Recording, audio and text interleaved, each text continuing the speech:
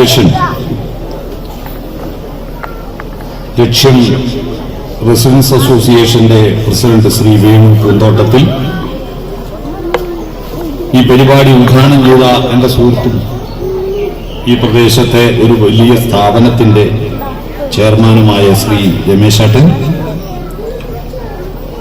ഇവിടെ വേദിയിൽ ഇരിക്കുന്ന ward member Shrimati Ramya P M, സ്വാഗത പ്രസംഗം നടത്തിയ ജിതേഷ് കെ പി, നന്ദി പറയുന്ന അരവിന്ദൻ മാസ്റ്റർ, ഇവിടെ ആശംസാ പ്രസംഗം നടത്തിയ ബഹുമാന്യരെ, ഇവരുടെ പേരൊന്നും നോട്ടീസ് ഇല്ലാത്തതുകൊണ്ടാണ് ഞാൻ ആളെ പേര് എനിക്കറിയില്ല.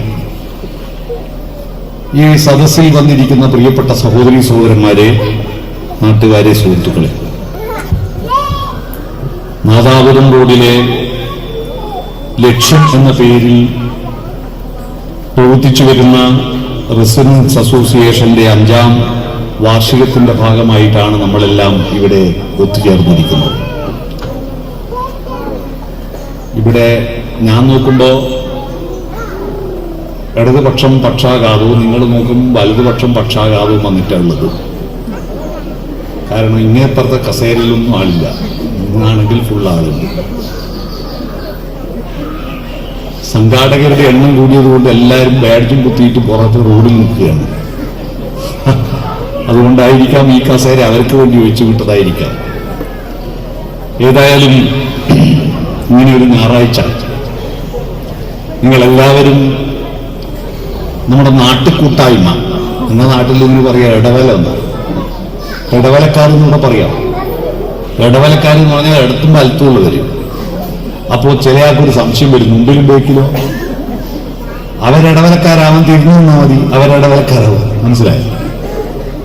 അത്തരത്തിൽ അയൽപ്പക്ക കൂട്ടായ്മ, അയൽപ്പക്കം എന്ന വാക്കിന്റെ ഉത്ഭവം പണ്ട് മതിലുകളില്ലാത്ത കാലത്ത് 2 വീടുകൾ അടുത്തു നിൽക്കുമ്പോ ഈ അയല് കെട്ടുണ്ട്.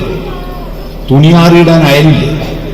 അയല് കെട്ടാൻ വേണ്ടിയിട്ട് ഈ വീട്ടിലെ തൂണുമെന്നോ അല്ലെങ്കിൽ ജനലിമെന്നോ ഒരു ചരട് കെട്ടിയിട്ട് വലിച്ച് അങ്ങേ വീട്ടിലെ തൂണുമലോ ജനൽമലോ കെട്ടു. അത്ര അടുത്ത വീട്. പക്കം എന്ന് പറഞ്ഞാൽ അടുത്ത്. അയല് കെട്ടാനുള്ള അടുത്തുള്ള വീടിനാണ് അയൽപ്പക്കം എന്ന് പറയുന്നത്. മനസ്സിലായി? ഇങ്ങനെയാണ് അയൽപ്പക്കം എന്ന വാക്കുണ്ട്. അപ്പൊ അയൽപ്പക്കക്കാരെല്ലാം ഒത്തുചേർന്നിട്ട്, സാധാരണ പണ്ട് ഒത്തുചേരാൻ ഇങ്ങനെ നോട്ടീസും പന്തലൊന്നും വേണ്ട, ഒത്തുചേരാൻ ഇഷ്ടംപോലെ സമയമുണ്ടായിരുന്നു. എന്തെങ്കിലും ഒരു കല്യാണമോ ഒരു വീട്ടുകൂടലോ അല്ലെങ്കിൽ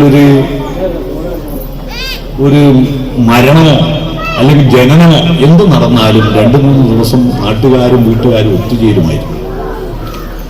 ഇപ്പൊ ഒത്തുചേരണമെങ്കിൽ ഇങ്ങനെ ബോധപൂർവം നോട്ടീസ് അടിച്ച് റെസിഡൻസ് അസോസിയേഷൻ ഉണ്ടാക്കിയിട്ട് ഒത്തുചേരണം. ഈ ഒത്തുചേരുന്നത് എന്തിനാണ്? ഇവിടെ കുറച്ചാൾക്ക് വേറെ പണിയൊന്നും ഇല്ലാത്തതുകൊണ്ട് ഇങ്ങനെ കുറച്ചാളെ സംഘടിപ്പിക്കുക, ഒരു പരിപാടി നടത്തിയിട്ട് കുറച്ചാൾക്ക് പ്രസംഗിക്കാൻ ഒരു ചാൻസ് എന്ന മട്ടിലാണ് ഇതൊക്കെ എന്ന് ധരിക്കുന്ന ചില ആളുകളെങ്കിലും ഉണ്ട്. മനുഷ്യന്റെ പ്രത്യേകത, മനുഷ്യൻ ഒരു സാമൂഹ്യ ജീവിയാണ്. നമ്മൾ ഇന്ന് നേടിയ നേട്ടങ്ങൾ ഒന്നും തന്നെ നമ്മൾ ആരും ഒറ്റക്കുണ്ടാക്കിയതോ കണ്ടുപിടിച്ചതോ അല്ല. എല്ലാ നേട്ടങ്ങളും ഒരു പറ്റം ആളുകളുടെ കൂട്ടായ്മയിലൂടെയാണ്. അതുകൊണ്ട് നമ്മൾ ആരും തന്നെ നമ്മളെല്ലാവരും ചേർന്നവരെക്കാൾ പ്രഗത്ഭരല്ല. ഈ വാക്കൊന്നുകൂടി ഓർക്കുക. നമ്മൾ ആരും തന്നെ നമ്മളെല്ലാവരും ചേർന്നവരെക്കാൾ പ്രഗത്ഭരല്ല. ഇപ്പൊ 10ന്റെ വിചാരം ഞാൻ 9നേക്കാൾ വലുതാണ്, 8നേക്കാൾ വലുതാണ്, 7നേക്കാൾ, 6നേക്കാൾ, 1 മുതൽ 9 വരെയുള്ളതിനേക്കാൾ വലുതാണ് 10 എന്നാണ് 10 വിചാരിക്കുന്നത്. പക്ഷേ 1 മുതൽ 9 വരെ ഒന്നിച്ച് നിന്നാൽ 10 ചെറുതാവില്ലേ? 1, 2, 3, 6, 4, 10, 5, 15, 6, 21, 7, 28, 8, 36, 9, 45 10 ചെറുതായോ? നമ്മളെല്ലാവരും ചേർന്നിട്ടാണ് ഈ ലോകത്ത്, കൂട്ടായ്മയിലൂടെയാണ് പ്രകൃതിയും മനുഷ്യനും എല്ലാ ജീവജാലങ്ങളുമുള്ള പാരസ്പര്യ ബന്ധത്തിലൂടെയാണ് ഈ ലോകത്ത് നമ്മളെല്ലാം നേട്ടമുണ്ടായത്. നിങ്ങൾ ശ്വസിക്കുന്ന ഓക്സിജൻ പുറത്തേക്ക് വിടുമ്പോൾ കാർബൺ ഡൈ ഓക്സൈഡായി മാറുന്നുണ്ട്. അപ്പൊ കാർബൺ ഡൈ ഓക്സൈഡിനെ ഉച്ഛ്വാസവായുവിലൂടെ പുറത്തുവിട്ട് ഈ ഭൂമി മുഴുവൻ എപ്പോഴാണ് കാർബൺ ഡൈ ഓക്സൈഡിന്റെ അളവ് വർദ്ധിക്കുന്നത്, അന്ന് ഈ ഭൂമി എല്ലാ ജീവജാലങ്ങളും ശ്വാസം മുട്ടി മരിക്കുന്നു. കാർബണിന്റെ അളവ് അല്പം കൂടുമ്പോഴേക്കും ആഗോളതാപനവും മേഘസ്ഫോടനവും വെള്ളപ്പൊക്കവും ഉരുൾപൊട്ടവും ഉണ്ടാകുന്ന കാണുന്നില്ലേ? എന്നാൽ ആ കാർബണിനെ വലിച്ചെടുത്തിട്ട് വീണ്ടും ഓക്സിജനാക്കി തരുന്ന ഈ സസ്യലതാദികളോട് നമ്മൾക്ക് നന്ദി വേണ്ടേ? അവരും ചേർന്നിട്ടില്ലെങ്കിൽ നമ്മുടെ ജീവൻ നിലനിൽക്കില്ല. സൂര്യന്റെ പ്രകാശത്തെ നേരിട്ട് ഭക്ഷണമാക്കി മാറ്റിയെടുക്കാൻ നമുക്ക് ആർക്കും കഴിയില്ല. നമ്മൾ കഴിക്കുന്ന ഭക്ഷണത്തിന്റെ എല്ലാം ഊർജത്തിന്റെ ഉറവിടം സൂര്യപ്രകാശമാണ്. ആ സൂര്യപ്രകാശത്തെ ഞാനിപ്പം പ്രസംഗിക്കുന്ന എന്റെ തൊണ്ടയിലെ ശബ്ദോർജമാക്കി മാറ്റിയെടുക്കുന്നതിന്റെ പുറകിൽ എത്രയെത്ര ആളുകൾ പണിയെടുത്തിട്ടുണ്ട്, എന്തെല്ലാം മൃഗങ്ങൾ ജോലി ചെയ്തിട്ടുണ്ട് അറിയുമോ? കഴിഞ്ഞ കൊല്ലം ആന്ധ്രയിൽ ഉദിച്ച സൂര്യന്റെ പ്രകാശോർജമാണിപ്പോൾ എന്റെ കണ്ഠത്തിൽ നിന്ന് നിങ്ങൾ കേൾക്കുന്നത്. ആന്ധ്രയിൽ സൂര്യൻ ഉദിച്ചപ്പോൾ അവിടുത്തെ കർഷകരും തൊഴിലാളികളും അവിടുത്തെ കാളകളെ പൂട്ടിയിട്ട് നിലം ഉഴുതുമറിച്ചിട്ട് ആ കാളകളെ പൂട്ടി ഉഴുതുമറിച്ച നിലത്ത് കർഷകരും തൊഴിലാളികൾ നട്ട നെൽച്ചെടിയുടെ നെല്ലോലകൾ ആ സൂര്യപ്രകാശത്തെ ഏറ്റുവാങ്ങി പ്രകാശ സംശ്ലേഷണം നടത്തി ഫോട്ടോസിന്തസിസ് നടത്തി കാർബോഹൈഡ്രേറ്റ് ഉണ്ടാക്കി അന്നജം ഉണ്ടാക്കി നെല്ലിന്റെ കതിരിനുള്ളിൽ പാല് രൂപത്തിൽ കൊണ്ടുപോയി നിക്ഷേപിച്ച് ആ കതിരുകൾ കാറ്റേറ്റ് വെയിലേറ്റ് വിളഞ്ഞപ്പോ അവിടുത്തെ കർഷകരത് കൊയ്തെടുത്ത് മെതിച്ച് നെല്ലാക്കി മില്ലിക്കൊണ്ടേ കുത്തി അരിയാക്കി ചാക്കിൽ കെട്ടി ഹൈദരാബാദ് മുനിസിപ്പാലിറ്റി കയറ്റിയാൽ സെക്കന്ദരാബാദ്, വിജയവാഡ, സേലം, ഈറോഡ്, കോയമ്പത്തൂര്, പാലക്കാട്, ഒറ്റപ്പാലം, ഷൊർണൂര്, പട്ടാമ്പി, കുറ്റിപ്പുറം, തിരൂര്, താനൂര്, പരപ്പനങ്ങാടി, ഫറൂഖ്, കോഴിക്കോട്, കൊയിലാണ്ടി, വടകര, മാഹിപ്പാലം, തലശ്ശേരി, മുഴപ്പിലങ്ങാട് FCI ഗോഡൌണിൽ കൊണ്ടുവന്ന് അവിടുന്ന് കൂത്തുപറമ്പെന്ന് കൊട്ടിയൂരേക്ക് പോകുന്ന വഴിയിൽ ചിറ്റാരിപ്പറമ്പിലെ കാഞ്ഞാമ്പാസുവിന്റെ റേഷൻ കടയിൽ കൊണ്ടുവന്ന അരി എന്റെ വീട്ടിൽ വാങ്ങിക്കൊണ്ടിട്ട് അരിച്ചിട്ട് ചുട്ട 4 നൂൽപ്പിട്ട് ഞാൻ രാവിലെ തിന്നതിന്റെ ഊർജം കൊണ്ടാ എന്റെ തൊണ്ടയിൽ ഒച്ച നിങ്ങൾ കേൾക്കുന്നത് അല്ലേ? ഇതെല്ലാം നമ്മൾ ആരും ഒറ്റയ്ക്ക് ചെയ്തതാണോ? അല്ല, എല്ലാവരും ചേർന്നതാണ് നമ്മുടെ ജീവിതം. അതുകൊണ്ട് ഞാനാണ് വലുത്, ഞാൻ മാത്രം മതി എന്ന ബോധം ഇല്ലാതാക്കണമെങ്കിൽ നമുക്ക് കൂട്ടായ്മകൾ ഉണ്ടാവണം. ആ കൂട്ടായ്മകളിലൂടെ മനുഷ്യന്റെ രസതന്ത്രം, മനുഷ്യരും ചേരുന്ന ഒരു രസതന്ത്രമുണ്ട്. ആ രസതന്ത്രത്തെയാണ് വളർത്തിയെടുക്കേണ്ടത്. മനുഷ്യരും ചേരുന്ന ഒരു രസതന്ത്രം. ആ രസതന്ത്രം തമ്മിൽ അടിക്കാനും കൊല്ലാനുമല്ല. എപ്പോഴാണ് മനുഷ്യനായത്? 2 പട്ടിക്കുട്ടികൾക്ക് ഒരു മാംസകഷ്ണം കിട്ടിയാൽ പകുതി മുറിച്ച് നീ എടുത്തോ പകുതി എനക്കും തന്നേന്ന് പറയാൻ ഒരു പട്ടിക്കും മലയാളം അറിയില്ല. പകുതിയെന്നോ നീ മുറിച്ചോ എന്നോ ഒന്നും പറയാൻ അറിയില്ല. അവയ്ക്ക് സർവൈവൽ ഓഫ് ദി ഫിറ്റസ്റ്റ്.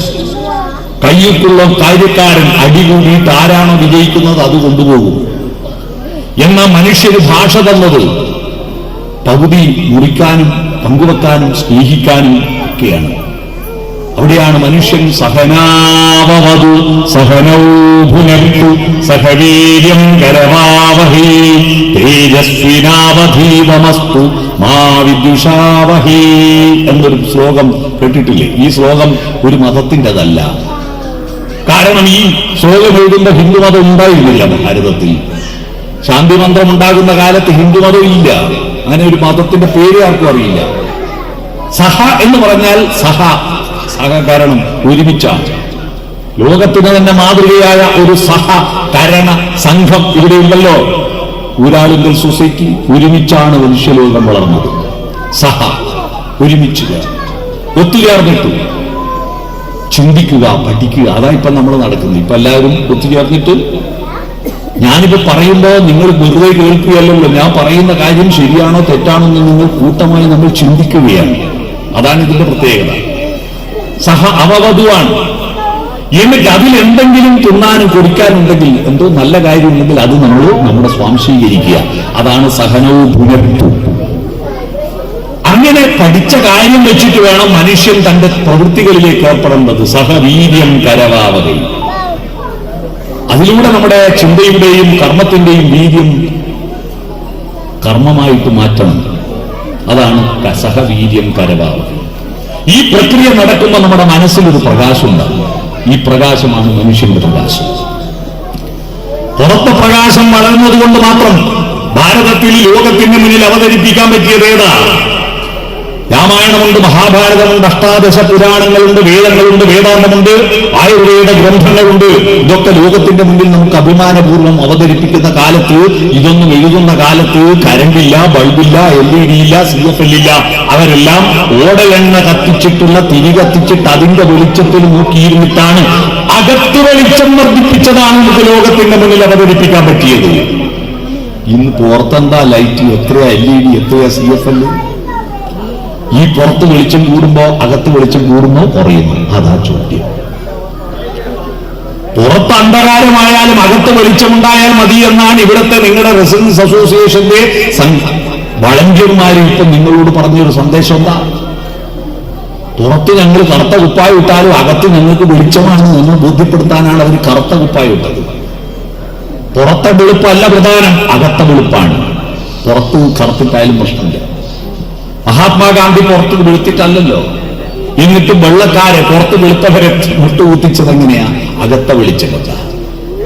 പുറത്തെ ലൈറ്റല്ല, നിങ്ങൾ ഇടുന്ന പൗഡറല്ല, നിങ്ങൾ ഇടുന്ന റോസ് പൗഡറൊന്നും അല്ല പ്രധാനം. നിങ്ങൾ അകത്ത് വെളിച്ചം, അതാണ് തേജസ്വിനാവധീത വസ്തു. ഈ വെളിച്ചം ഉണ്ടാകണേ എന്നാണ് ഭാരതത്തിലെ ആദ്യത്തെ പ്രാർത്ഥന. എന്താ പ്രാർത്ഥന? നമ്മളിപ്പോ പ്രാർത്ഥന എന്ന് പറഞ്ഞാൽ ദൈവമേ എനിക്ക് അത് വാങ്ങിത്തരണേ, ഇത് വാങ്ങിത്തരണേ, എനിക്ക് SSLC ജയിപ്പിച്ചേരണേ, ദൈവം പേപ്പർ വാല്യുവേഷന് പോണേ എന്നാണ്. SSLC ജയിപ്പിച്ചു തരാൻ ദൈവം പോയിട്ട് പേപ്പർ വാല്യുവേഷൻ നടത്തിക്കൊടുക്കണ്ടേ? എന്റെ നാട്ടിൽ ഒരു ചങ്ങായി, ഒരു ചുമട്ടുകൂലായി 1 കൊല്ലം മുമ്പ് ആത്മഹത്യ ചെയ്തു.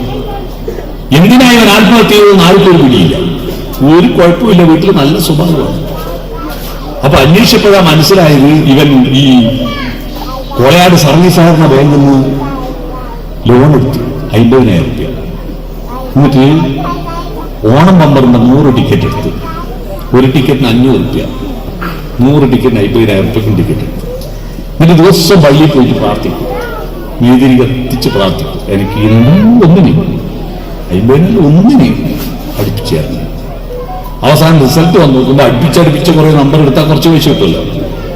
1,800 രൂപ കിട്ടിക്ക്. ആകെ കിട്ടി 1,800 രൂപ. 50,000 രൂപ ലോൺ എടുക്കാൻ നിവൃത്തിയില്ല. ഇത്ര ദിവസം പ്രാർത്ഥിച്ചു എനിക്കൊന്നും അടിച്ചില്ലല്ലോ എന്നുള്ള സങ്കടത്തിൽ അവൻ ആത്മഹത്യ ചെയ്തു. ദൈവത്തിന് എന്താ പണി? ഇവന്റെ പ്രാർത്ഥന കണ്ടിട്ടും എതിരി കത്തിക്കുന്ന കണ്ടിട്ടും ദൈവം ഇവന്റെ ലോട്ടറിന്റെ നമ്പർ കുറിച്ചെടുത്തിട്ട് അത് സ്കാൻ ചെയ്തിട്ട് നേരെ തിരുവനന്തപുരത്ത് ലോട്ടറി ഓഫീസിൽ പോയി നറുക്കെടുക്കുന്ന മെഷീന്റെ ഉള്ളിൽ കയറി ഇവന്റെ നമ്പർ നോക്കി തുറപ്പിച്ചു കൊടുക്കുമോ ദൈവം? നേരത്തെ നമ്പർ മനസ്സിലാക്കിയിട്ട് ആ നമ്പറിന് ലോട്ടറി അടിപ്പിച്ചു കൊടുത്ത ഒരു ദൈവത്തെ അറിയാവോ? നമുക്ക് എല്ലാവർക്കും അറിയാം. നേരത്തെ നമ്പർ മനസ്സിലാക്കിയിട്ട് ആ നമ്പറിന് ലോട്ടറി അടിപ്പിച്ച ദൈവത്തിന്റെ പേര് കിലുക്ക സിനിമയിലെ രേവതി എന്നാണ്. ഓർമ്മയില്ലേ? ഇന്നസെന്റിന് കിട്ടുന്നേട്ടാ കാമധേനുവിന്റെ ഫലം എന്ന് പറഞ്ഞിട്ട് നമ്പർ കുറിച്ച് വെച്ചിട്ട് ആ നമ്പർ പറഞ്ഞു കൊടുത്തിട്ട് അല്ലേ? ഈ രേവതിന്റെ പണിയാ ദൈവത്തോട് പ്രാർത്ഥിച്ചത്. ആദ്യത്തെ പ്രാർത്ഥന ദൈവത്തോടല്ല, പ്രാർത്ഥിച്ചത് എന്താണെന്നറിയാം? ദൈവത്തോടല്ല. ആദ്യത്തെ പ്രാർത്ഥന വെളിച്ചം എന്റെ മനസ്സിൽ നിറച്ചാലും എന്നാണ്. എന്റെ മനസ്സിൽ വെളിച്ചം നിറച്ചാലും മനസ്സാകുന്ന പത്മതീർത്ഥത്തെ ഉണർത്തു എന്ന് പറഞ്ഞാണ് ആ മന്ത്രമെന്ന് വയലാർ രാമോർമ്മയുടെ ഒരു മനോഹരമായ സിനിമാ പാട്ടുണ്ട്, കേട്ടിട്ടുണ്ടോ? പത്മതീർത്ഥമേ ഉണരു മാനസ പത്മതീർത്ഥമേ ഉണരു അഗ്നിരഥത്തിലുദിക്കുമുഷസ്സിൻ അർഘ്യം നൽകൂ ഗന്ധർവസ്വരഗംഗയൊഴുകൂ ഗായത്രികൾ പാടൂ. സൂര്യഗായത്രി. ഓം സത്സവിതുർവരേണ്യം ഭർഗോ ദേവസ്യ ധീമഹി ധിയോ യോ ന പ്രചോദയാത്. ധിയോ യോ ന പ്രചോദയാത് എന്ന് പറഞ്ഞാൽ ധീ എന്ന് പറഞ്ഞാൽ ബുദ്ധീന, ബുദ്ധിയെ പ്രചോദിപ്പിക്കുന്ന പ്രകാശമേ വന്നാലും ആന്തരിക വെളിച്ചം തേജസ്വിനാവധീതമസ്തു. ഉള്ളിൽ വെളിച്ചം നടക്കണം. ഈ വെളിച്ചം ഉണ്ടായാൽ പിന്നെ നമുക്ക് ഒരാളും വിദ്വേഷത്തെ വഹിച്ചു പോവില്ല. വിദ്വേഷം ഉണ്ടാകുന്നതിന്റെ കാരണം ഉള്ളിൽ അന്ധകാരം ഉണ്ടാകുന്നത് കൊണ്ടാണ്. അതുകൊണ്ട് ഇത്തരം കുടുംബ സംഗമങ്ങളിൽ വന്നിരുന്നിട്ട് തിരിച്ചു പോകുമ്പോ നല്ല ഭക്ഷണമായിരുന്നു, വയറ് നിറഞ്ഞു ഒന്നുമല്ല, മനസ്സ് നിറയണം. എങ്ങനെയാ മനസ്സ് നിറയുക? ഇവിടെ ആളെ വന്ന പ്രസംഗം കേട്ടിട്ട് മനസ്സ് നിറയാനല്ല. നിങ്ങളുടെ മനസ്സ് നിറക്കാൻ നിങ്ങൾക്ക് കഴിയൂ. നിങ്ങളുടെ മനസ്സ് നിറക്കണമെങ്കിൽ നിങ്ങളുടെ മനസ്സ് തുറന്നു വെക്കണം. മനസ്സ് തുറക്കുക, മനസ്സ് നന്നാവുക. അതാ ആ മനസ്സ് നമുക്ക് രൂപപ്പെടുത്തി തന്നത് ആരാണ്? നമ്മുടെ മനസ്സ് നമ്മുടെ സ്വന്തമൊന്നുമല്ല. ആയിരത്താണ്ടുകളുമായിട്ടുള്ള മനുഷ്യ സംസ്കാരത്തിന്റെ വികാസത്തിന്റെ ഭാഗമായിട്ടാണ് ഞാനിപ്പോ പറയുന്ന മലയാള ഭാഷ ഞാൻ പറയുന്നതിൽ നിങ്ങൾക്ക് മനസ്സിലാവുന്ന ഒന്നുകൊണ്ടാ മലയാള ഭാഷ ഉണ്ടായതുകൊണ്ടാണ്. ആ ഭാഷ നിങ്ങൾ സ്വന്തം ഉണ്ടാക്കിയതല്ലല്ലോ. 9-ാം നൂറ്റാണ്ടിലെ മാമ്പള്ളി ലിഖിതം മുതൽ എത്ര കവികളും സാഹിത്യകാരന്മാരും പണ്ഡിതന്മാരും കൂലികത്തുമ്പിലൂടെ, നാരായത്തുമ്പിലൂടെ, പേനത്തുമ്പിലൂടെ, നാവിൻതുമ്പിലൂടെ എത്രയെത്ര ആളുകൾ, വടകരക്കാരനായ പുനത്തിൽ കുഞ്ഞബ്ദുള്ള മുതൽ നിങ്ങളുടെ നാട്ടുകാരനായ സോമൻ കടലൂർ മുതൽ, ഇവിടുന്ന് കുറച്ച് അങ്ങോട്ട് പോയാൽ പവിത്രം തീക്കുനി മുതൽ, അതിന്റെ അപ്പുറത്ത് പോയാൽ അക്ബർ തക്കട്ടിൽ മുതൽ, കോഴിക്കോട്ടേക്ക് പോയാൽ അങ്ങോട്ട് പോയാൽ തിക്കോടിയം മുതൽ എത്രയെത്ര ആളുകൾ, എസ് കെ പൊറ്റക്കാട് മുതൽ എത്രയെത്ര കവികളുടെ, സാഹിത്യകാരന്മാരുടെ കഥകളും കവിതകളും നോവലുകളും ലേഖനങ്ങളും വായിച്ചിട്ടാണ് എനിക്കിങ്ങനെ സംസാരിക്കാനുള്ള ഊർജം കിട്ടുന്നത്. അപ്പൊ നമ്മളാരും ഈ ഭാഷയൊന്നും നമ്മളെ സ്വന്തം, നമ്മുടെ മനസ്സ്, എന്റെ മനസ്സ് രൂപപ്പെട്ടത് ഞാൻ സ്വന്തമുണ്ടാക്കിയതല്ല, നമ്മളെല്ലാം ചേർന്നിട്ട്. ആ ചേർന്നുകൊണ്ട് മനസ്സ് വളർത്തണം. മനസ്സു നന്നാവട്ടെ. ഒരു നാട്ടുകാരൊരു മനസ്സാവണം. പാർട്ടി വേറെ ഉണ്ടാവും, മതം വേറെ ഉണ്ടാവും, ജാതി വേറെ ഉണ്ടാവും, സാമ്പത്തിക ശേഷി വേറെ ഉണ്ടാവും, ജോലി വേറെ ഉണ്ടാവും. പക്ഷെ ഒരു നാട്ടുകാർ ഒരു മനസ്സാവണം. മനസ്സു നന്നാവട്ടെ, മതമേതെങ്കിലുമാവട്ടെ, മാനവകൃത്തിൻ ജില്ലയിലെല്ലാം മാൺപുകൾ വിടരട്ടെ. പുതിയ പുതിയ പൊടിപ്പുകൾ ഉണ്ടാവണം. അപ്പോഴാണ് നമ്മൾ മനുഷ്യനായത്. മാനവൻ ആണ്. മാ എന്ന് പറയുന്നത് നമ്മുടെ ശരീരത്തിന്റെ ചോദനകളെ എതിർക്കുന്ന മാ നിഷാദ. മാ അരുത്, നിന്റെ ശരീരത്തിന് വേണ്ടിയല്ല നീ ജീവിച്ചത്. ശരീരമല്ല പ്രധാനം. ശരീരം നോക്കിയിട്ടാണെങ്കിൽ കേരളത്തിലെ മുഖ്യമന്ത്രിയാക്കേണ്ടത് പിണറായി വിജയനല്ല, തെച്ചിക്കാട്ട് രാമൻ എന്നറിഞ്ഞ. കാരണം അത്രയും തലയെടുപ്പുള്ള ഒരു ആന കേരളത്തിൽ വേറെയില്ല. ആനയെ ആരും മുഖ്യമന്ത്രിയാക്കുന്നില്ലല്ലോ. ശരീരത്തിനെ നോക്കിയിട്ടാണോ? നിങ്ങളുടെ മക്കളുടെ ശരീരത്തെ പോറ്റലാണ് നമ്മുടെ വീട്ടിൽ നിന്നുള്ള പണിയെന്ന് ധരിച്ചു പോയതുകൊണ്ട് നമ്മുടെ മക്കള് ലക്ഷ്യമില്ലാതെ പോകുന്നത്. ലക്ഷ്യമെന്ന് ഈ റെസിഡൻസ് അസോസിയേഷന്റെ പേര് ശ്രദ്ധിക്കണേ. നമ്മുടെ കുട്ടികൾ ഇപ്പൊ പറയുന്നത് ലക്ഷ്യം വേണ്ടെന്നാ. അവർക്ക് ലക്ഷ്യം ഉണ്ടാക്കണം എന്നത് അവർ പാടുന്നില്ലേ? ആവേശ സിനിമയിലെ പാട്ട് കേട്ടില്ലേ? മാതാപിതാക്കളെ മാപ്പ്, ഇനി അങ്ങോട്ട് തന്നിഷ്ടക്കൂത്ത്, ഉന്നം മറന്നൊരു പോക്ക്. ഉന്നം വേണ്ട, ഉന്നം മതിയാ ലക്ഷ്യം. ലക്ഷ്യം മറന്നൊരു പോക്ക്, ഗുണപാഠങ്ങൾ മതിയാക്ക്. ഇവൻ പാത എൻ അധികാരം, വഴിതെറ്റാനുമുണ്ടവകാശം. തനിനിറവെടുത്തണിയണമെന്റെ കാട്ടുതോന്യാസം, കാട്ടുതോന്യാസം. പിള്ളറ പാട്ടാ. അവരൊന്നും ഭൂമിയിലല്ല ഇപ്പൊ. അവരെല്ലാം ഒരു എയറിലുള്ള ഒരു ക്ലബ്ബുണ്ട്. ആ ക്ലബ്ബിൽ നിങ്ങളുടെ വീട്ടിലെ കുട്ടികൾ മെമ്പർഷിപ്പ് എടുത്തു. ഇപ്പൊ തെളിച്ചേട്ടെ. ലയൻസിലും ജെസിസിലോ റോട്ടറിയിലും മെമ്പർഷിപ്പ് എടുത്ത സേവന പ്രവർത്തന. എന്നാൽ നിങ്ങൾ അറിയാത്ത ഒരു ക്ലബ്ബിൽ, അന്താരാഷ്ട്ര ക്ലബ്ബിൽ, എയർ സോഷ്യൽ മീഡിയ ക്ലബ്ബിൽ അവർ മെമ്പർഷിപ്പ് എടുത്തിട്ടുണ്ട്. ആ മെമ്പർഷിപ്പ് എടുത്തവരെ നിങ്ങൾക്ക് കാണണം. ഇപ്പൊ നോക്കോ, നിങ്ങളെ കുട്ടികളെ നോക്കോ. ഇല്ലുമിനാട്ടി, ഇല്ലുമിനാട്ടി കണ്ടോ കുട്ടികളെ മുഖം? അത് പറയുമ്പോഴേക്ക് കുട്ടികളല്ല ബൾബ് കത്തിച്ചില്ലേ? ആ ക്ലബിലവര്. ആ ക്ലബിൽ ചേർന്നാൽ എന്താ കുടിക്കുന്ന? എന്താ കുടിക്കുന്ന? കഞ്ഞിവെള്ളമല്ല, ഐസും വെള്ളമല്ല, പഞ്ചാര വെള്ളമല്ല, സർബത്ത്. എന്താ? കട്ട ചോല കൊണ്ട് ജ്യൂസ് അടിച്ച് സോഡാ സർബത്ത്. എന്റെ അമ്മേ, രാക്ഷസന്മാരും കരിയും ഇബിലീസും ഇതുവരെ കുടിച്ചിട്ടുണ്ടാവില്ല. ചോര കൊണ്ട് ജ്യൂസ് അടിച്ചിട്ട് സോഡാ സർബത്ത് അത് കുടിക്കുന്നത് പറഞ്ഞിട്ടാണ്. പേനാ കത്തി കൊണ്ട് വിദ്യാരംഭം കുറിച്ചവനെ നിന്നെ പടച്ചവന് 10ൽ 10 മാർക്ക്. അതാ ഇപ്പോഴത്തെ പിള്ളേരെ പാട്ട്. അറിയാം, അവരറിയാതെ മാനവിക ബോധങ്ങളിൽ നിന്ന് ശരീരത്തിന്റെ ചോദനകളിലേക്ക് ഉയരുന്നു. അവരുടെ ശരീരമാണ് മുഖ്യം. മനുഷ്യനും മൃഗവും തമ്മിൽ എങ്ങനെയാ വ്യത്യാസപ്പെട്ടിരിക്കുന്നത്? രൂപം കൊണ്ടാണ്. രൂപം കൊണ്ട് മൃഗങ്ങൾക്കും കണ്ണ് രണ്ടല്ലേ? മൃഗങ്ങളുടെ കണ്ണും പിള്ളേന്റെ നടുക്ക് കറുത്ത കൃഷ്ണമണിയല്ലേ? മൃഗങ്ങൾക്കും കണ്ണിന്റെ താഴെയല്ലേ മൂക്ക്? മൃഗങ്ങൾക്ക് മൂക്കിന് 2 ഓട്ടയല്ലേ? മൃഗങ്ങൾക്ക് മൂക്കിന് താഴെയല്ലേ വായ? വായലല്ലേ മൃഗങ്ങൾക്ക് പല്ല്? എന്താ വ്യത്യാസം? മൃഗങ്ങൾക്കും ചോരക്ക് നിറം ചോപ്പല്ലേ? മൃഗങ്ങൾക്കും എല്ലിന്റെ നിറം വെളുപ്പല്ലേ? ശരീരം കൊണ്ട് നമ്മളൊരു മൃഗാണ്. മൃഗത്തേക്കാ മോശമാണ്. മൃഗത്തേക്കാ മോശമാണ് നമ്മുടെ ശരീരം. പശു പ്രസവിച്ച പശുക്കുട്ടി അരമണിക്കൂർ കൊണ്ട് എണീറ്റോടി. നിങ്ങൾ ആരെങ്കിലും പറ്റിയിട്ട് അരമണിക്കൂർ കൊണ്ട് ഓടിയാ? 6 മാസം കാട്ടാരല്ലേ ദോശ മറിച്ചിട്ട് കുമ്പിട്ട് കിടന്ന് LKG-യിൽ അംഗനവാടി പോകുമ്പോൾ 3 വയസ്സാവും. 3-ാമത്തെ വയസ്സിൽ പശു വെച്ചിട്ട് ഒരു അമ്മയായിട്ടുണ്ടാവില്ലേ? നമ്മളെ കുഞ്ഞുമക്കളെ നോക്കിയാട്ടെ. ഇതെല്ലാം 8 പഠിക്കുന്ന കുട്ടികളില്ലേ ഇടാ? ഇല്ലേ? മോളെത്രയല്ല പഠിക്കുന്നു? +2. ഞാൻ വെച്ച് 8ല്ല. 8 പഠിക്കുന്ന ഒരു കുട്ടി വിചാരിക്കും എത്ര വയസ്സാവും? 13 വയസ്സ്. കുഞ്ഞുമോളല്ലേ നമുക്ക്? എന്നാൽ 8 പഠിക്കുന്ന കുട്ടി 13 വയസ്സുള്ള ഒരു പശുവാണെങ്കിൽ ഇപ്പൊ 8-9 പെറ്റിട്ടുണ്ടാവും അല്ലേ? അല്ലേ? അവരുടെ ശരീരം എത്ര വേഗം. അതിന് നിലത്ത് കിടന്ന മസിൽ കയറുന്നുണ്ടാ? മീൻപാച്ചൽ എഴുതുന്നുണ്ടാ? അതിന് മഴ കൊണ്ട് ജലദോഷം വരുന്നുണ്ടാ? ഒന്നുമില്ല. അതിന്റെ ശരീരം എത്ര പ്രതിരോധ ശേഷിയുള്ളതാണ്. അതിന് തിന്നാൻ കൊടുക്കുന്ന എന്തെങ്കിലും കഴുകിയിട്ടും പോയിച്ച് കൊടുക്കരുത്. എന്നിട്ട് മഞ്ഞപ്പിത്തം വരുന്നുണ്ടാ? വെറും വെള്ളം കുടിച്ച് തോട്ടിലെ വെള്ളം കുടിച്ചിട്ട് അതിന് മഞ്ഞപ്പിത്തം വരുന്നില്ലല്ലോ. വടകര മഞ്ഞപ്പിത്തം വ്യാപകമാണെന്ന് പറയുന്നത് ഇല്ലല്ലോ. നമ്മള് ചെറിയൊരു മയപ്പാറിൽ ഉള്ളപ്പോൾക്ക് മൂക്കുന്ന് 11 ഇറങ്ങി വരും. കണ്ടില്ലേ? പിള്ളേരെ മൂക്കുന്ന് 11 ഇറങ്ങി വരും, 2 മൂക്കുന്ന് ഇറങ്ങി വരും. പണ്ടല്ലേ നമ്മള് ചെറുപ്പത്തിൽ എല്ലാത്തിനും ജലദോഷം. ഈ 15 ഇഞ്ചി വരുമ്പോ കൈകൊണ്ട് ഇങ്ങനെയുണ്ടോ ഒരാൾക്കില്ല. ഇവിടെ ഉണ്ടാവും അച്ചില് വലിച്ചു കൊച്ചൊരു കാല. നല്ല പിള്ളേരെല്ലാം നല്ല ഡീസന്റാ അല്ലേ? പശുവിന് തിന്നാൻ എന്തെങ്കിലും നല്ല സാധനം കൊടുത്തിട്ടുണ്ടെങ്കിൽ പശുവിന്റെ ചാണകം കലക്കി ഒഴിച്ചാൽ നല്ല വെള്ളരിക്ക കിട്ടും. എന്നാ വെള്ളരിക്ക വറച്ചാൽ അതിന്റെ ചാണകം കലക്കിയിട്ടാണ് വെള്ളരിക്ക കിട്ടി. അതുകൊണ്ട് ഒരു വെള്ളരിക്ക പശുവിന് കൊടുക്കലുണ്ടാകും. കൊടുക്കും ശരിയാണ്. എപ്പാന്നറിയോ?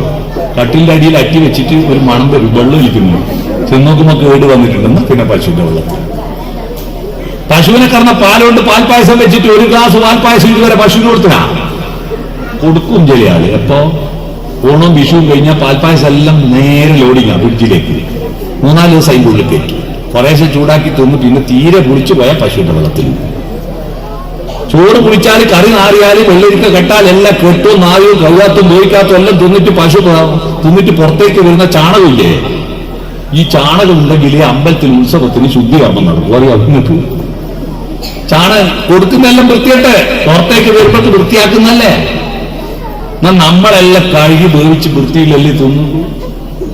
ഒരു അമ്പലത്തിൽ ഉത്സവത്തിൽ നാട്ടിൽ ഒറ്റ പൈക്കലില്ല, ചാണകം കിട്ടുന്നില്ല. പിന്നെ ആമസോണിൽ നിന്ന് വാങ്ങേണ്ടി വരുന്ന അവസ്ഥ ചാണകം. അപ്പാട് അടുത്ത തിരുമേനിയോട് പറഞ്ഞു, തിരുമേനി അങ്ങ് ഇറച്ചിയും മീനൊന്നും കിട്ടാത്ത ആളല്ലേ, അപ്പൊ പശുവിന്റെ ചാണകം കിട്ടുന്നില്ല, ശുദ്ധികർമ്മത്തിൽ നിങ്ങളെ ചാണകം പറ്റുമോ എന്ന് വെച്ചാൽ എങ്ങനെയുണ്ടാവും? എത്ര വൃത്തികെട്ടത് കയറ്റിയാലും പശു പുറത്തു വരുമ്പോഴേക്ക് വൃത്തിയുള്ളത്. നമ്മൾ എത്ര വൃത്തിയുള്ള തിന്നാലും പുറത്തേക്ക് വിടുമ്പോഴേക്കും ആ വൃത്തികെട്ട. നമ്മുടെ ശരീരത്തെ പോറ്റലല്ല കുടുംബത്തിൽ വേണ്ടത്. ആ മനസ്സിന് ആർദ്രത കൊടുത്തോ, ലക്ഷ്യത്തിലേക്ക് നയിച്ചോ. മനുഷ്യനുണ്ടായത് റെസിഡൻസ് എപ്പോഴാണ് നമുക്ക് വീടും താമസവും തുടങ്ങിയത്? മൃഗവും മനുഷ്യനും തമ്മിൽ എപ്പോഴാ വ്യത്യാസമായത്? ഇതുപോലെ മനുഷ്യര് ഈ ഭൂമിയിൽ ഉണ്ടാകുന്നതിന് മുമ്പ് 3 ലക്ഷം വർഷം മുമ്പ് ചിമ്പൻസിയെ പോലെ, ഒറാങ്കുട്ടനെ പോലെ, ഗൊറില്ലയെ പോലെ, സിംഹവാലിനെ പോലെ, മൊച്ചൻകുരങ്ങനെ പോലെ ഒരു വിഭാഗം മാത്രം ആയിരുന്നു നമ്മുടെ പൂർവികര്. അതിന്റെ പേര് ഹോമോസോപ്പിയൻസ് എന്നായിരുന്നു. ഇവർക്ക് വീടില്ല, വസ്ത്രമില്ല, അധ്വാനമില്ല, വിവാഹമില്ല, കുടുംബമില്ല, അച്ഛനമ്മ ബന്ധമില്ല, ഒന്നുമില്ല. രാവിലെ ഉറച്ചു കഴിഞ്ഞാൽ തിന്നാൻ എന്താ കിട്ടുക? പറഞ്ഞു നോക്കൂ. തിന്നാൻ എന്താ കിട്ടുക? കൃഷിയില്ലല്ലോ. മരത്തുമെന്ന് വീണ പെറുക്കി തിന്നും, മരം കൂലിക്ക് പറിച്ചു തിന്നും, മണ്ണ് കളച്ച് കിഴങ്ങ് തിന്നും, മൃഗങ്ങളെ കൊന്നും തിന്നും. അങ്ങനെ രാവിലെ പുറപ്പെടും, എന്നിട്ട് തിന്ന് വയറ് നിറഞ്ഞാലെന്ത് ചെയ്യും? തിരിച്ചു വരുത്തുണ്ടാവും. കാരണം വീടുണ്ടെങ്കിലേ തിരിച്ചു വരുത്തും. ആടെ കിടക്കും, പിറ്റേന്ന് വീണ്ടും നടക്കും. അങ്ങനെ സ്ഥിരവാസമില്ല, സ്ഥിരമായി ഇങ്ങനെ യാത്രയായിരുന്നു. അങ്ങനെയാണ് ആഫ്രിക്കൻ വനാന്തരങ്ങളിൽ നിന്നുള്ള ഹോമോസോപ്പിയൻസ് ഭക്ഷണം ശേഖരിച്ച് കാലാവസ്ഥ അനുകൂലമായ തണുപ്പുള്ളിടത്ത് ചൂടുള്ളിടത്ത് നോക്കി നടന്ന് ഈ ഭൂമിയിൽ 7 വൻകരയിലും ഈ ഹോമോസോപ്പിയൻസ് എത്തി. അന്ന് അവരുടെ കൂടെ ഇത് കഥ, ഇതിഹാസങ്ങൾ ജനിക്കും മുമ്പേ ഈശ്വരൻ ജനിക്കും മുമ്പെയാണ്. അന്ന് അവരുടെ കൂടെ ജാതിമതങ്ങളില്ല, ദൈവങ്ങളില്ല, പള്ളിയില്ല, അമ്പലമില്ല. 2 ജാതി ഉണ്ട് കേട്ടോ. ഏത് ജാതിയാ? ആണുജാതിയും പെണ്ണുജാതിയും മാത്രം. ഈ ഭക്ഷണം തേടി പോകുമ്പോ ഇടയ്ക്ക് പെണ്ണുജാതിക്ക് പോകാൻ പറ്റില്ല. എന്താ കാരണം? കുഞ്ഞിന്റെ മാഷ കവിത കേട്ടാൽ കാരണം കണ്ടുപിടിക്കാം. ആണിന്റെ അമ്മ പെണ്ണ്, പെണ്ണിന്റെ അമ്മയും പെണ്ണ്, ഇതെന്ത് നീതി ഇതെന്ത് ന്യായം. കുഞ്ഞിന്റെ മാഷ കവിതയാണ്. ആണിനെ പെറ്റതും പെണ്ണിനെ പെറ്റതും ആരാ? പെണ്ണ. എന്ന് പറഞ്ഞാൽ ഗർഭിണിയായിരിക്കുമ്പോ പ്രസവിച്ച് കുഞ്ഞിനെ കൊണ്ടിരിക്കുമ്പോ മൃഗങ്ങളുടെ പുറകെ ഓടാനും മരത്തിന്റെ മേലെ പാഞ്ഞു കയറാനും കഴിയോ? അപ്പൊ അവളെ ഏതെങ്കിലും ഗുഹക്കകത്തിരുത്തിയിട്ട് ബാക്കി കാട്ടാളന്മാര് ഭക്ഷണം ചെയ്തിരിക്കാൻ പോകും. അവര് തിന്നിട്ട് ബാക്കിയുള്ള കൊണ്ട് ഇവക്ക് കൊണ്ടു കൊടുക്കും. അവളത് തിന്നും. തിന്നാൽ അതിനകത്ത പഴങ്ങളുടെ കായകളുടെ എല്ലാം അതുള്ള കുരു ഉണ്ടല്ലോ, ഇത് വിത്താന്നൊന്നും നോക്കറിയില്ല. ഈ കുരു അതിന്റെ തോലെല്ലാം പുറത്തേക്ക് വലിച്ചാടും. അന്ന് ചവിട്ടുമം തുറക്കുന്ന മൂടിയുള്ള പാത്രമൊന്നും ഇല്ലല്ലോ. ചവിട്ടുമ്പോ തുറക്കുന്ന മൂടിയുള്ള പാത്രമില്ല എല്ലാ വീട്ടിലും. ഇതെല്ലാം വീടായ ഒന്നുമില്ല, വലിച്ചെറിയും. എന്നിട്ട് കുഞ്ഞിനെയും മടിയിൽ വെച്ച് അടുത്ത ഭക്ഷണം വരുന്നുണ്ടോ എന്ന് ഗുഹാമുഖത്തേക്ക് നോക്കി നിൽക്കുമ്പോ പുറത്ത് മഴ പെയ്തു. മഴ പെയ്തിട്ട് ആ മഴയത്ത് ഇവൾ പുറത്തേക്ക് എറിഞ്ഞ ആ കുരു കുതിർന്നിട്ട് അതിൻ്റെ അകത്തുനിന്ന് ജയലളിതയുടെയും കെ എം മാണിയുടെയും ചിഹ്നം പൊങ്ങി വന്നു. എന്താ അത് ചിഹ്നം? രണ്ടില പൊങ്ങി വന്നു. ആ ഇലയെ തന്നെ അവള് സൂക്ഷിച്ചു നോക്കുക. കാരണം അവൾക്ക് വേറെ ഒരു പണിയില്ലല്ലോ. സീരിയൽ കാണണ്ട, ഇൻസ്റ്റാഗ്രാമിൽ പോസ്റ്റ് ചെയ്യണ്ട, അടിച്ചു വാരണ്ട, പാത്രം കഴുകണ്ട, അലക്കണ്ട, കുളിക്കണ്ട, ഒരു പരിപാടിയില്ല. അന്നും സമയം ഇത്ര തന്നെ 12 മണിക്കൂർ പകലുണ്ടായിരുന്നു. പക്ഷെ 12 മുറിച്ചിട്ടില്ലെന്നല്ലേ ഉള്ളൂ. ആ ഇലയെ തന്നെ സൂക്ഷിച്ചു നോക്കുമ്പോഴാണ് ആദ്യത്തെ ഐഡിയ ഉണ്ടായത്. എന്താ ഐഡിയ? ഏത് മരത്തിൽ നിന്നാണ്, ഏത് വള്ളിയിൽ നിന്നാണ്, ഏത് ചെടിയിൽ നിന്നാണ് ഈ പഴം പറിച്ചെടുത്തത്? അതേ മരത്തിന്റെ വള്ളിയുടെ ഇലയാണ് ഈ കുരുവിനകത്തുനിന്ന് പുറത്തു വരുന്നത്. സെയിം ടു സെയിം ആ ഇല, മരത്തിന്റെ ഇല ഇതിന്റെ ഉള്ളിൽ നിന്ന് വരുന്നു. അപ്പൊ ആദ്യത്തെ അറിവെന്താണ്? കുരുവിനകത്ത് മരമുണ്ട്, നട്ട മുളക്കും. ഇതാണ് ആദ്യത്തെ അറിവ്. പക്ഷെ അറിവ് കുരു, മരം, നട്ടാൽ എന്ന വാക്കൊന്നുമില്ല. നമ്മളിപ്പോ ഒരു കാര്യം ചിന്തിക്കുന്നത്, സങ്കടം വരുന്നത് എനിക്ക് സങ്കടം വരുന്നു എന്ന മലയാളത്തിലാണോ? എനിക്ക് ആണോ? I am very very sorrow എന്ന് ഇംഗ്ലീഷിലാണോ സങ്കടം വരിക? സങ്കടം വരിക ആദ്യ ഒരു വികാര. നമ്മൾ ഭാഷ ഉണ്ടാവുന്നത് 3 ഘട്ടം കഴിഞ്ഞ് 4ാമത്തെ ഘട്ടത്തിലാ പുറത്തു വരിക. പരാ, പശ്യന്തി, മധ്യമ, വൈഖരി. ഭാഷയിൽ 4 ഘടകങ്ങളുണ്ട്. പരാ എന്ന് പറഞ്ഞാൽ മനസ്സിൽ ആദ്യത്തെ തോന്നലാണ്. ആ തോന്നൽ എങ്ങനെയാ പ്രകടിപ്പിക്കേണ്ടതെന്ന വഴികണ്ടെത്തലാണ് പശ്യന്തി എന്ന് പറഞ്ഞാൽ കരഞ്ഞിട്ടോ, ചിരിച്ചിട്ടോ, അല്ല അടിച്ചിട്ടോ, ദേഷ്യം വന്നിട്ടോ പ്രകടിപ്പിക്കേണ്ടെന്നുള്ള വഴി അല്ല, പറഞ്ഞിട്ടാണോ എഴുതിയിട്ടാണോ പശ്യന്തി. അപ്പൊ വർത്തമാനം പറയലാണ് വഴി കണ്ടെത്തിയത്. അപ്പൊ അതിനൊരു മധ്യമം ഉണ്ടായി. ഞാൻ പറയുന്നത് നിങ്ങളെ ചെവിയിലെത്തുന്നു. ആ എത്താൻ വേണ്ടി എന്റെ കണ്ടത്തിൽ നിന്ന് ഒരു ശബ്ദ തരംഗം പുറപ്പെട്ട് നിങ്ങളുടെ ചെവിയിൽ വന്ന് അലക്കുന്നത് വരെയുള്ള ഘടകത്തിനാണ് വൈഖരി എന്ന് പറയുക. ഈ 4 ഘടകങ്ങൾ ഒരാൾ വർത്തമാനം പറയാനുണ്ട്. പര, പശ്യന്തി, മധ്യമ, വൈഖരി. അപ്പൊ ഈ കുരുവിന്റെ അകത്ത് മരം ഉണ്ടാകുമെന്ന അറിവ് പരയാ. അത് പറയാനുള്ള വാക്കുകളൊന്നുമില്ല. അപ്പൊ തന്റെ ഉള്ളിലൊരു വെളിച്ചമുണ്ടായപ്പോ, അറിവുണ്ടായപ്പോ അത് ആരോടുമൊന്ന് പറയണ്ടേ? അത് ആരോടുമൊന്ന് പറയണം. അറിവിന്റെ ഒരു പ്രത്യേകത, അറിവ് വിദ്യ എന്നല്ല പേര്. വിദ്യയുടെ പ്രത്യേകത, വിദ്യ എന്ന് പറഞ്ഞാൽ വെളിച്ചമെന്നാണ്. നിങ്ങളുടെ വീട്ടിന്റെ വരാന്തയിൽ ഒരു ബൾബ് ഇട്ടു. ആ വെളിച്ചത്തോട് പറയാ, എന്റെ മതിലിന്റെ പുറത്ത് പോകരുത്. പറ്റുമോ? വെളിച്ചമാവുന്നത്ര ദൂരം പോകും. അതുപോലെയാണ് ഒരു പുതിയ കാര്യം നിങ്ങളുടെ മനസ്സിൽ തോന്നുകയോ അറിയുകയോ ചെയ്താൽ അത് ആരോടെന്ന് പറഞ്ഞാലേ നമുക്ക് സമാധാനവും. അതുകൊണ്ടാണ് ഈ പലരും രഹസ്യം പറയുമ്പോൾ അത് അവരുടെ കുറ്റമല്ല, അത് വെളിച്ചത്തിന്റെ തനത് സ്വഭാവമാണ്. നിങ്ങൾ കെമിസ്ട്രി എന്ന് പറയുന്ന മോഹൻലാലും ഇന്നസെന്റും അഭിനയിച്ച ഒരു സിനിമ എടുക്കുക. കെമിസ്ട്രി അല്ലേ, രസതന്ത്രം എനിക്ക് ഇംഗ്ലീഷായിട്ട് പറഞ്ഞു. രസതന്ത്രം എന്ന സിനിമയിൽ മോഹൻലാലിന്റെ വീട്ടിലൊരു ചെക്കൻ താമസിക്കുന്നുണ്ട്. ഈ ചെക്കൻ ആണല്ല പെണ്ണാന്നുള്ള രഹസ്യം ഇന്നസെന്റ് അറിഞ്ഞിട്ട് ഇയാൾക്ക് ഇത് ആരോടും പറയായിട്ട് രാത്രി ഉറക്കം വരാണ്ട് ശ്വാസം മുട്ടി കളിക്കുന്നുണ്ട്. ഓർമ്മയുണ്ടോ? അത് ഇന്നസെന്റിന്റെ കുഴപ്പമല്ല, അറിവിന്റെ പ്രശ്നമാണ്. ആരോടും പറയണം. അപ്പൊ കുരുവിന്റെ അകത്ത് മരമുണ്ടെന്നുള്ള അറിവ് കിട്ടിയപ്പോ ഇത് ആരോടൊന്നും പറയണ്ടേ? അതിനു വേണ്ടിയിട്ട് ഇവർ ആദ്യത്തെ കമ്മ്യൂണിക്കേഷനാണ് ഈ 4 മൂലക്കെന്ന് കാട്ടാളന്മാർ എന്തോ അപകടം പറ്റിയെന്ന് വിചാരിച്ചാ വന്നത്. പക്ഷെ വന്നപ്പോഴാണ് ഈ കുരുവിന്റെ അകത്ത് മരമുണ്ടെന്ന് പറയാൻ കുരുവില്ല, മരമില്ല, വാക്കുകളില്ല. എങ്ങനെ ഇത് പറയും? ആംഗ്യങ്ങളിലൂടെ, ഒച്ചകളിലൂടെ ഇങ്ങനെ പറഞ്ഞ് ആയിരക്കണക്കിന് വർഷത്തിലൂടെയാണ് ഭാഷ. ഇത് പറഞ്ഞു ബോധ്യപ്പെടുത്താൻ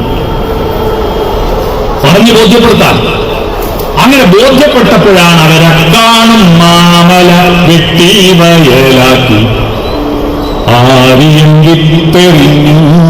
മച്ചാട്ട് വാസന്തി പാടിയ നാടകഗാനമാണിത്. അത് യേശുദാസ് സിനിമയിൽ പാടി. പച്ചപ്പനന്തത്തെ പുന്നാരപ്പൂമുത്ത് പുന്നല്ലിൻ പൂങ്കരളേ. അക്കാണും മാമല വെട്ടി വയലാക്കി ആദ്യമായി വിത്തിട്ടപ്പോഴാണ് മനുഷ്യൻ മൃഗത്തിൽ നിന്ന് മാറിയത്. കൃഷി ആരംഭിച്ചപ്പോഴാണ്. എന്താ കാരണം? സ്ഥിരവാസം വന്നു. ഇത് മുളക്കുമോ എന്നറിയണ്ടേ? മുളച്ചാൽ ഇത് വലുതായാൽ ഇത് പൂക്കുവോ, പൂത്താൽ ഇത് കായ്ക്കുവോ, രുചിയുണ്ടാവോ എന്നറിയാൻ ആദ്യമായിട്ട് അവൻ ഒരു ഇടത്ത് തന്നെ താമസമാക്കി. റെസിഡൻസ് അങ്ങനെയാണ് ഉണ്ടായത് കൃഷി ആരംഭിച്ചപ്പോൾ. അപ്പൊ ഒരിടത്ത് തന്നെ താമസമാക്കുമ്പോഴാണ് മഴ കൊള്ളാതെ വെയിൽ കൊള്ളാതെ മേൽക്കൂര, ചുള്ളിക്കമ്പുകൾ കൊണ്ട് മേൽക്കൂര ഉണ്ടാക്കിയത്. അതാ പർണശാല. ആ പർണശാലയിലൂടെ മഴവെള്ളം ഒഴുകി വരാതിരിക്കാൻ കിടന്നിടത്ത് മണ്ണ് കൂട്ടി തറയുണ്ടാക്കി. അതാണ് ആദ്യത്തെ തറ. അതിന്റെ അകത്തേക്ക് മറ്റു പക്ഷിമൃഗാദികൾ കടന്നു വരാതിരിക്കാൻ വേണ്ടി പനിയോലകൾ കൊണ്ടും ചലിക്കട്ടകൾ കൊണ്ടും ചുമരുണ്ടാക്കി. അങ്ങനെ ആദ്യത്തെ വീടുണ്ടായി. ആ വീട്ടിൽ ഇങ്ങനെ ഇരിക്കുമ്പോ അവനൊരു ഇടമുണ്ടായി, തന്റെ ഇടമുണ്ടായി. തന്റെ ഇടം എന്ന് പറഞ്ഞാൽ തന്റേതായ ഒരു ഇടം. ഞാൻ ഉണ്ടാക്കിയ വീടായിരുന്നു പറയാൻ പറ്റില്ലല്ലോ. സ്ഥിരതയുണ്ടായി.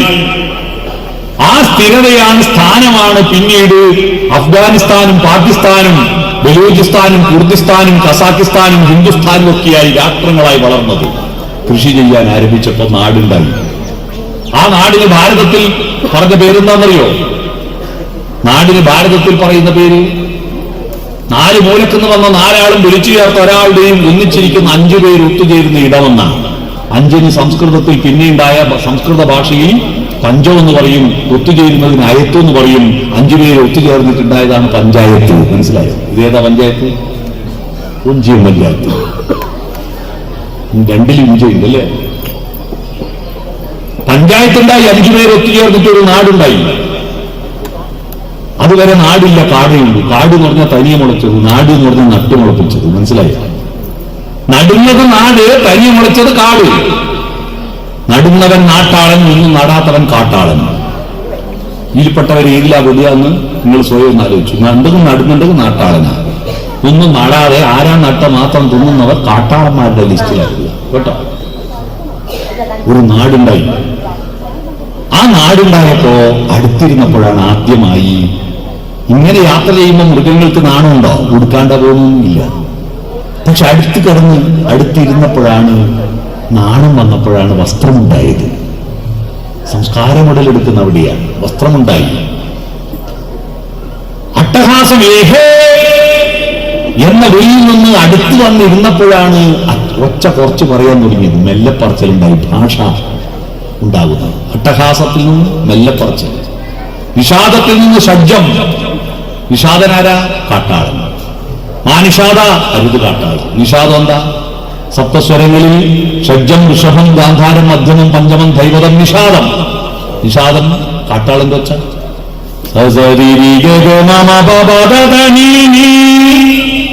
നിഷാദം. ഹിസ്ഹൈന ശബ്ദമുള്ള സിനിമ എടുക്കുന്നുണ്ടാവും.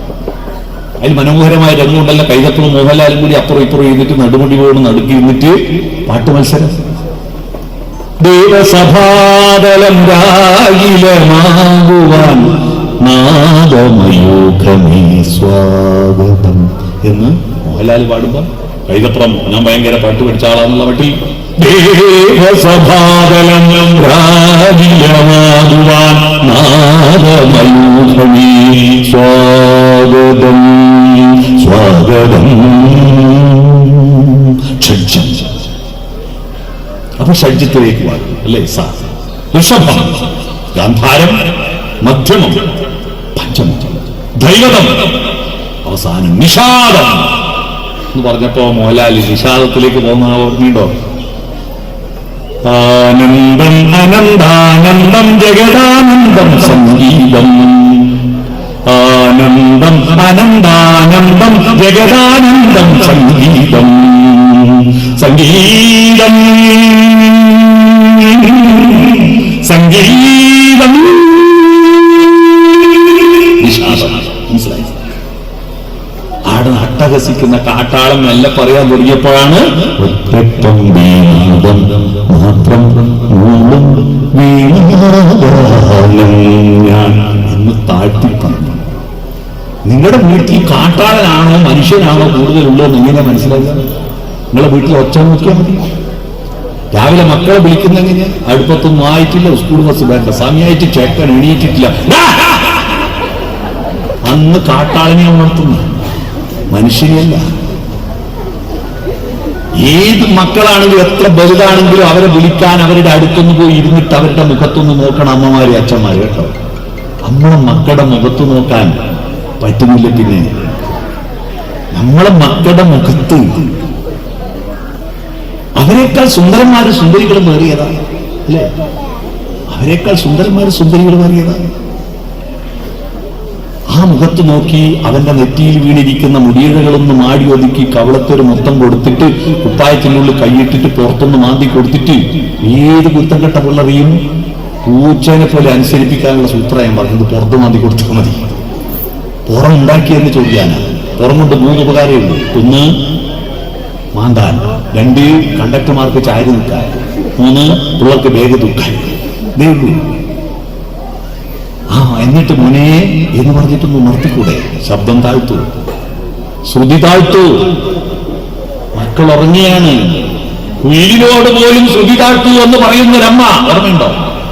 ഒച്ച കുറക്കാൻ പറയുന്നില്ലേ? മകൻ ഉറങ്ങുമ്പോ ഒരു കണ്ണാൽ സൂര്യനുറങ്ങേ, മറുകണ്ണാൽ തിങ്കളുറങ്ങേ, തൃക്കൈയിൽ വെണ്ണയുറങ്ങേ, മാമൂണിന് ഭൂമിയൊരുങ്ങേ, തിരുമധുരം നാവിലുറങ്ങേ, തിരുനാമം മനസ്സിലുറങ്ങേ, എന്നുണ്ണിക്കണ്ണനുറങ്ങാൻ മൂലോകം മുഴുവൻ ഉറങ്ങേ, മൂലോകം മുഴുവൻ ഉറങ്ങേ. എന്റെ കുട്ടി ഉറങ്ങുമ്പം വീലേ നിന്റെ പാട്ടിന്റെ വോളിയം കുറക്കേ. അമ്മ എന്റെ മോൻ അത് വീലിന്റെ പാട്ടിലിട്ട് ഉറക്കി ഞെട്ടരുത്. വീലേ പോറ്റിന്റെ വോളിയം കുറക്കുന്ന ശകാരിക്കും അമ്മ. നിലാവെളിച്ചം നമുക്കിഷ്ടമാണ്. നിലാവിന്റെ ശിശിരരശ്മികൾ ജനലഴികൾക്കിടയിലൂടെ കടന്നു വന്നിട്ട് ഉറങ്ങുന്ന കുഞ്ഞിന്റെ കൺപോളകളിൽ സ്പർശിച്ചിട്ട് അവന്റെ സ്വപ്നങ്ങളുടെ നിറം കൊടുക്കാതിരിക്കാൻ നിലാവേ നിന്റെ വോൾട്ടേജ് കുറക്കേ എന്ന് നിലാവിനോട് പറയുന്നു. സ്വന്തം ഹൃദയത്തോട് ആജ്ഞാപിക്കും അമ്മ. എന്റെ നെഞ്ചിൽ പറ്റിക്കിടക്കുന്ന എന്റെ കുട്ടി എന്റെ ഹൃദയമിടിപ്പ് കേട്ടിട്ട് ഞെട്ടി ഉണരാൻ എന്റെ മിടിപ്പ് ഒച്ച കുറക്കൂ എന്ന് പറയുന്ന അമ്മ കേട്ടിട്ടുണ്ടോ?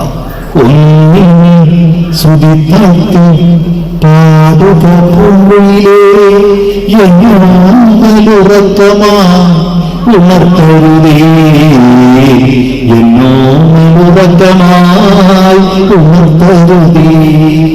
ഒന്നിനി തിരിതാഴ്ത്തു ശാരദനിലാവേ, കണ്ണിലെ കിനാവുകൾ കെടുത്തരുതേ, കണ്ണിലെ കിനാവുകൾ കെടുത്തരുതേ. ഉച്ചത്തിൽ മിടിക്കൊല്ലേ നീ എന്റെ ഹൃദന്തമേ, സ്വച്ഛശാന്തമെന്നോമേ എന്ന് പാടുന്ന അമ്മയാണ് നമ്മുടെ കുട്ടികളെ മനുഷ്യക്കുട്ടിയാക്കുന്ന അമ്മ. അല്ലാതെ മൂരിന് തെളിക്കൂല.